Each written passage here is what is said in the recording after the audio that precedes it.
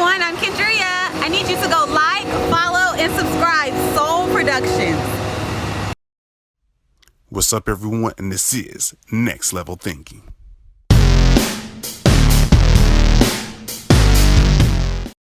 What's up, everyone? It's another episode of Next Level Thinking. As you always know, we help you take it to the next level. It's your host, Chris Holmes, but today I have a special, lovely guest by the name of Jasmin. Hey, guys. Awesome. So tell the audience a little bit about yourself and how amazing Jasmin is.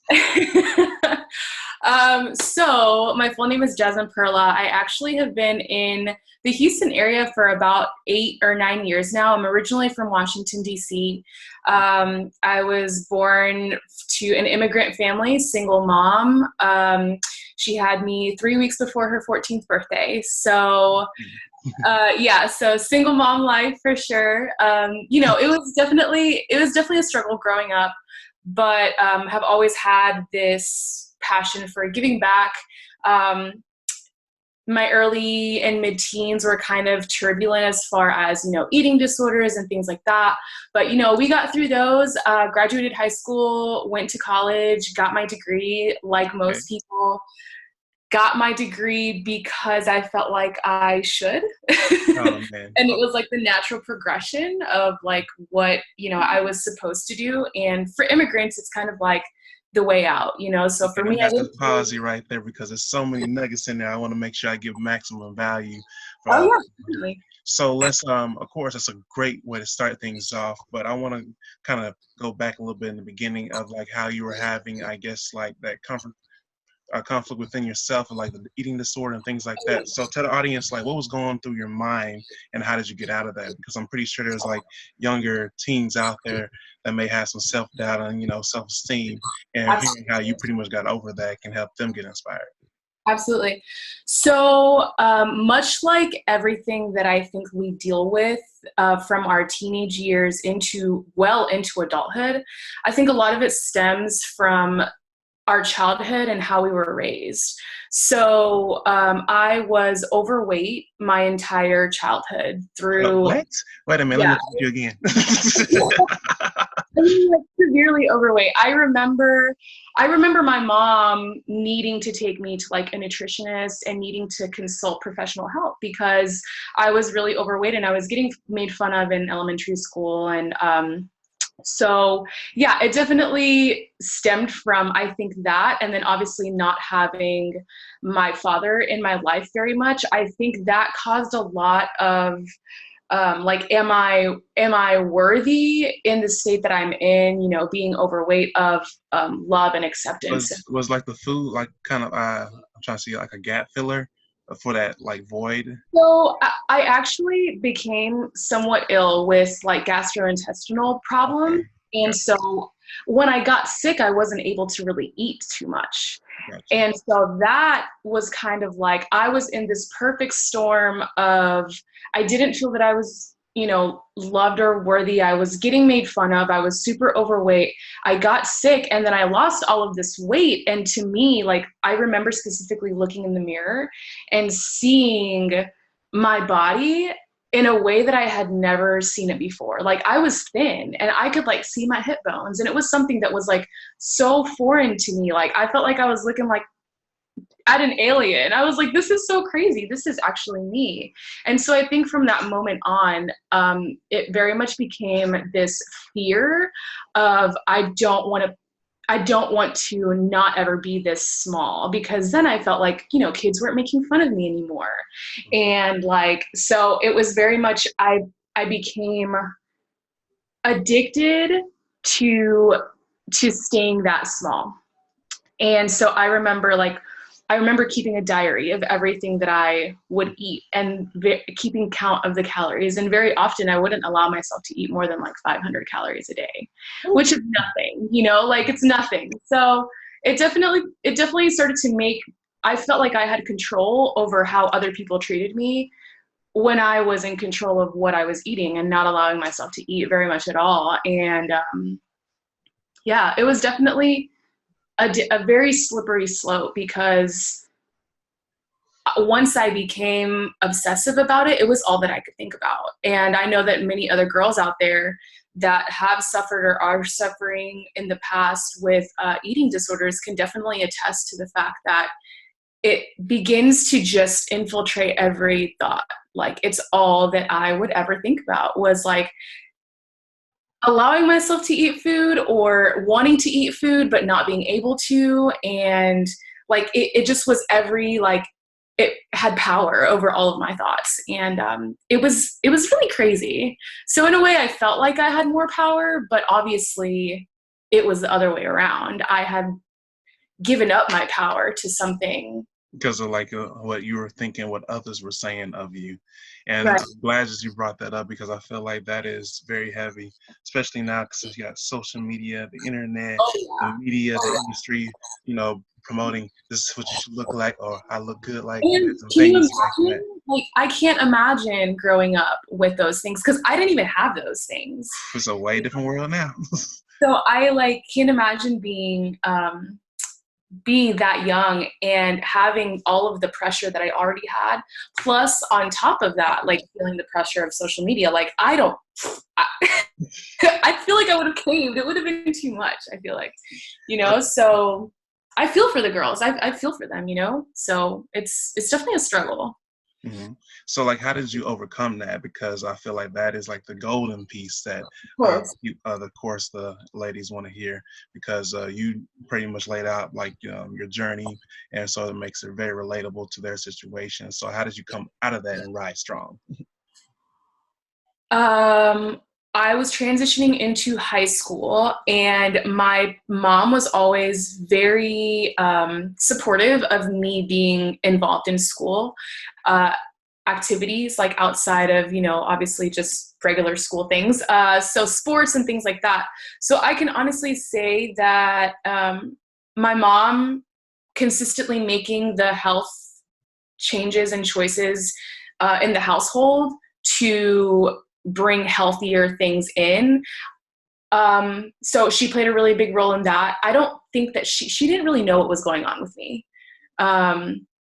But her just being really consistent. So if you're a parent of a young lady that is going through something like that, just like consistently approaching it with love and like healthy options, and then also I started playing sports. And so for me, that really saved, I feel like, my life from possibly going down into like a really deep, dark place. Cause there are some girls, unfortunately, that like don't really ever make it out of that situation. And either deal with it their whole lives, or there have been girls that have lost their lives to malnourishment and anorexia and bulimia. So I think that the combination of my mom, like relentlessly making our home healthy, a healthy space, and pushing me to do sports definitely saved my life. Now I have to say that even while I was playing sports, it took about a year or two for me to actually develop good and healthy eating habits, because even when I was playing sports, I was still skipping lunch. Like I was still telling myself that I couldn't, I couldn't eat. But the more I played sports, I don't know if you've played sports before. I definitely have. You definitely know that everything that you eat, like you just can't perform as well when you're not intaking as much food. Because the energy. So we would have like pasta parties and all of this stuff. And then the more I ate, the more I realized like, oh, I'm actually performing better. Like I actually need the nourishment. So I think that I definitely tied being active with healthy eating at that point, and being able to allow myself to eat more and more and more and still make better health choices. So those two definitely went hand in hand.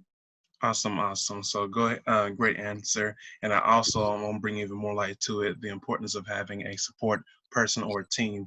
That way you can pretty much, so it won't be always just held in, and you're able to, let it out and talk to like your mentors, teachers, coaches, and things like that. Because even on my end, I remember using sports as a way to, like, if I got angry, like, I'm gonna put it out on the basketball court, and like, man, why are you being so aggressive? Man, don't worry about it. Like, dang, you never played like this. But it's like, different ways of getting it out there and things like that. So it's always good to have healthy or productive or active ways to release that into something productive and have your surrounding circle to keep you going. So great answer with that. The next thing I want to get into is you've had a very important point where you're saying like, oh, I was supposed to, because you have like Yeah, traditional, I hate it. you're already feeling it, especially when it comes to culture and different traditions, especially in families, and because naturally any parent will want the best, lifestyle for their parent. And so a lot of times what I see was still come today, they would try to project what they think is the best route when it's not the best route for that child, but they're Right, just pretty much acting out of fear to protect. And of a lot course. of times, you being too protective and holding them in that comfort zone can like really hurt them from actually really Yes, blossoming what they need. So I'm gonna let you have the mic on this because I feel like I'm just filling you up on that. yes, yes, you're preaching to the choir. So I just want to start off by saying that I honestly believe in my heart that every parent is doing the best they can. They're doing the best they can in the best way that they know how. So I don't believe that my mom, I know that I was super loved by her my entire life and still am. I don't ever truly believe that they're doing it with bad intentions. I just think that they don't necessarily always know what's best for the child, but they can assume and try to help guide them in a direction. With that being said, I was pretty good in school. Like I loved learning and I loved the learning process. So I think, like I said, for immigrants, and I can only kind of speak from my experience, is that, we didn't really come from a lot of money and we didn't really come having a lot of things. So I think that naturally school back then and for us was the most like valued option. Like, Now, this generation, I think that that's changing dramatically and drastically because there are like 10-year-olds making millions of dollars on YouTube. You know what I mean? Like, easily. It makes me feel like, man, what am I doing wrong? yeah, exactly. So I definitely think that the dynamic has changed just in the short, like 10 years since I started college. And yeah, I'm not going to lie. Like I think that the main reason why I got my degree was to make my mom happy. And I remember all through my late teens and early 20s, even though the pressure was never verbalized, to the extent I just felt it, right? I just felt it. And so, and I love my mom, so I wanted to do it for her. And then once I got my bachelor's degree, I was like, I'm done. Like, that was cool. Like, I've done what I needed to. And I remember her mentioning something about like getting a master's or getting a doctorate. And I was like, Mom, I love you. It's not happening. Like, I entertained the idea for a little while. And then, yeah. And then it just kind of faded away. And so, now, I think a large part of that, and this is kind of going off on a little bit of a different tangent, is the fact that school is expensive, and I paid for all of it out of pocket. I'm trying to think. I paid for all of it out of pocket. I have one like $5,000 loan still. You are in a great position compared to the majority of the United States. Yeah, and so it's expensive, and it took 6 years, and it took semesters where I would take full loads and work full time. Sometimes work 2 jobs. Like I was a zombie. So but it teaches you, learn in every situation, even though maybe I didn't want to do it for myself. I learned so much about what I'm actually capable of when I fully am committed to something, regardless of what my why is, like, unfortunately, sometimes your why isn't going to actually be your why. It's going to be somebody else's why. If that someone is really important to you, if you really want to make it happen, regardless of anything else in your life, I think you can do it. Working 2 jobs and going to school full time. And I was in a relationship at the time too. So add that layer on there, but I made it work. Add that whole thing onto that. Like, it was rough, but I think it taught me a lot of how strong I am. And so I value it all the more. And so, after I graduated, I got a big girl job and worked that for a year, hated it, quit it, and then left on a one-way ticket to South America, which was probably one of the biggest decisions that I've ever made. in my life. And I don't think I would have gotten to that point had I not gone through school, got the degree. So I'm gonna plug this in to uplift where you're going, because I already know where you're going.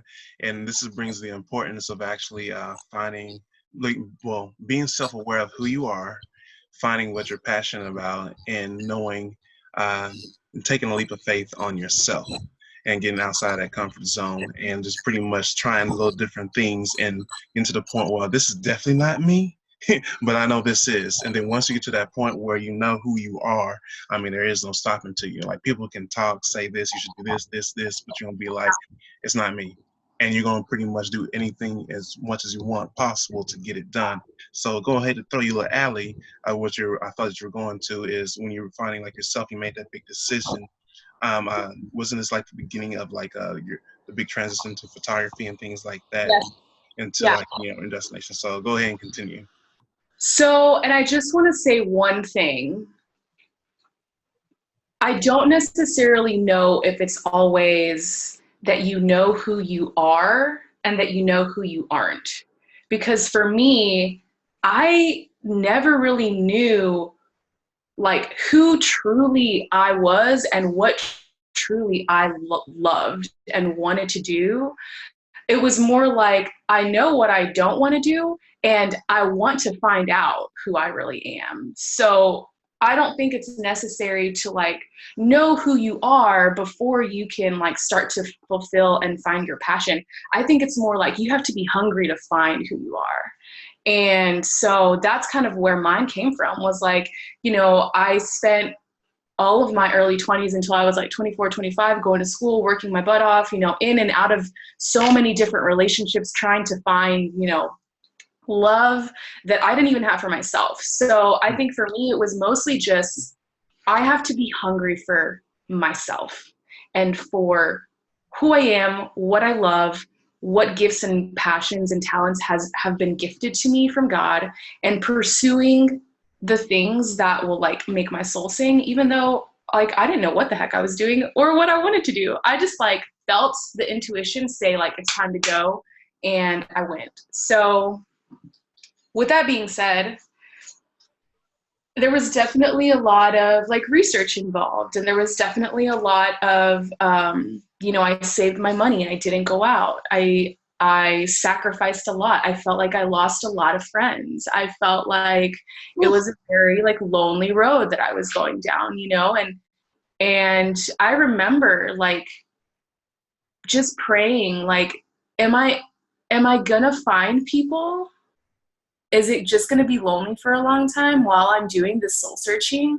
And it definitely was. And it was difficult, but it was a gift, because I don't think that you can really build your self-awareness, learn how to love yourself and how to listen to your intuition. And I don't think that you can really start to just learn about yourself until you do take time away from the noise that is like everyone around you. And that sometimes will include like best friends, family. It's just, there are those voices that you hear that you forget that you can kind of like strip away and start to really listen to yours. And I think that does include sometimes losing relationships. It includes, I mean, for me, it doesn't have to be as extreme as buying a one-way ticket, dropping and selling everything and leaving. It doesn't have to be that extreme, I don't think. Because mine started with just a solo road trip from Texas to North Carolina.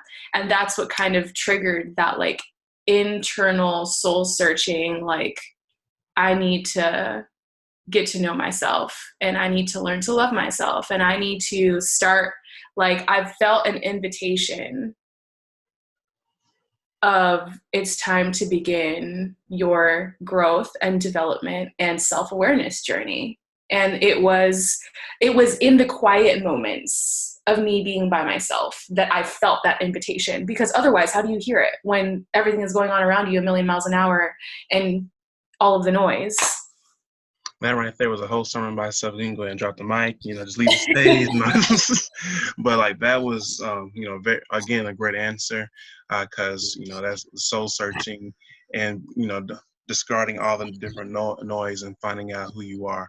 And one of the biggest things that you hit on too, and I feel like a lot of people need to feel this is, you're gonna have to make sacrifices. You can't hold on to dead weight and try to reach what your goal is. I'm sure you're trying to like being destined to, because it can be within reach, but you can't really grab onto it until you let go of the past.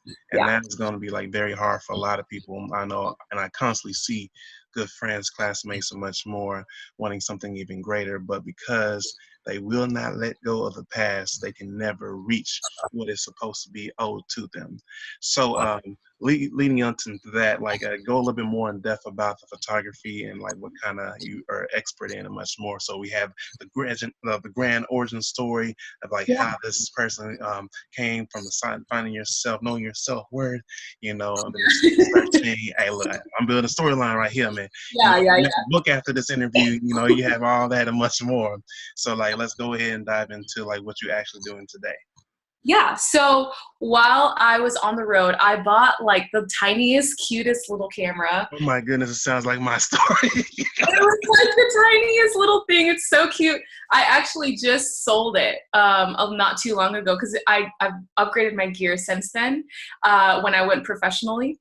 And, it was just sitting there accumulating dust, but it had so much sentimental value. So I actually just got rid of it, my baby, but it was great for traveling. And so it was the beginning of something that I did not know was going to turn into such a big passion. And it has allowed me to share my experiences with people via my Instagram page, which is mostly where I do all of my sharing. I do also have on a webpage, a blog, but Instagram for me just feels a little bit more intuitive. I open it up, I type, I hit post. Sometimes I don't even know what I type.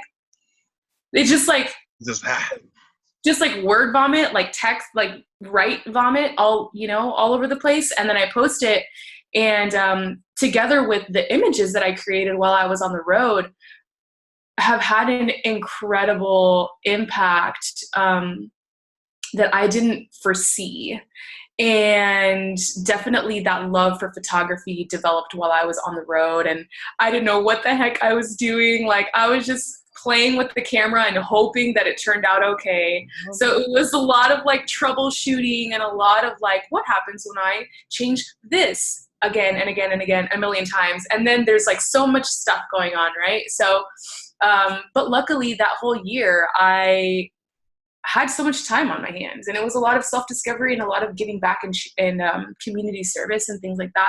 But it was also like exploring the things that I loved. So that allowed me, I didn't have to worry about a full-time job. I didn't have to worry about any of that stuff. So I could give my passions and I could give learning photography all of my time. And so that's what I did, writing, yoga, and photography. So I came back from that trip and I didn't know what the heck I was going to do with my life. I didn't have a plan. I just knew that I was being called to come back. And it was scary for me to come back and not know what my next step was. I'm so blessed with friends and family that are so supportive. So one of my best friends, Maria, when I came back, she was my roommate prior to me leaving. And she was like, come back. Like, you have a room here. So I started rooming back with her.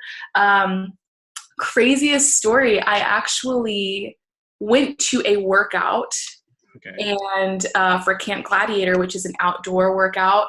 And I decided in like the last 5 seconds before I left the house that I was actually going to go. So I go, I run into one of my old bosses and he offers me a job.